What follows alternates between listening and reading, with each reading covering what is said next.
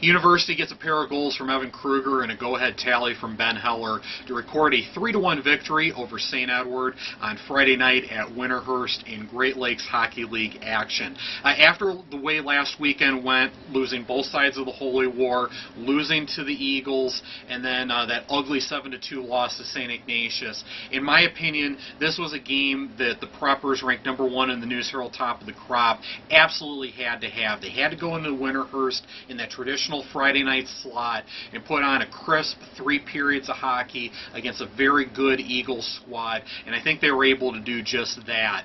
In the opening period, they were able to grab a 1-0 lead after going on the power play late in the period. Evan Kruger doing beautifully on the backhand to make it a 1-0 hockey game. And, you know, with a lot of players, especially at the high school level, I think guys lose confidence on the backhand the further away they get from the crease, but that's definitely not a problem with Evan. He did very well going to the backhand and not only getting it on net, but placing it really nicely top right corner to make it a 1-0 game and give U.S. some momentum going into the locker room and going into intermission. But then in the second period, if I'm being honest, I got to give the tip of the hat to the non-area team here. I think St. Edward was the much better team in the second period from my perspective.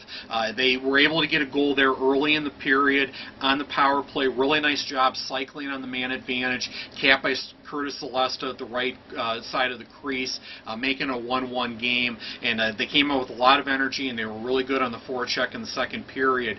But to US's credit, I think they did really well tightening up in the defensive zone as the game went along, keeping it a 1-1 game going into the third period. The first 4 or 5 minutes of this hockey game, US wasn't particularly crisp in the defensive zone. I thought that the breakouts weren't good. They were turning over the puck. They weren't as physical as they probably could have been, but goaltender Alex Silver, defenseman Matt Yapko, and that group in the defensive zone did well, improving as the game went along, and keeping it a 1-1 game going into the third was huge.